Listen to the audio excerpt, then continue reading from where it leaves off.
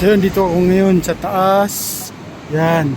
Nag-check inspection di kami dito sa C5 Taguig Kalayaan, mga kabayan, dito sa billboard na ito.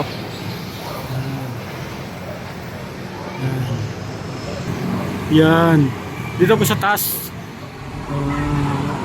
Tinitingnan lang yung mga dapat gagawin dito kasi talagang kis-kis kalawang na ito, mga kabayan. So yan, ito yung billboard yan. Ito yung inakit ko kanina. Check sa taas sa mga kis-kis kalawang dapat gagawin, mga kabayan. Yan.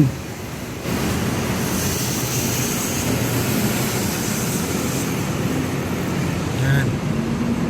Ito yung area market. Ito naman yung papuntang Guadalupe.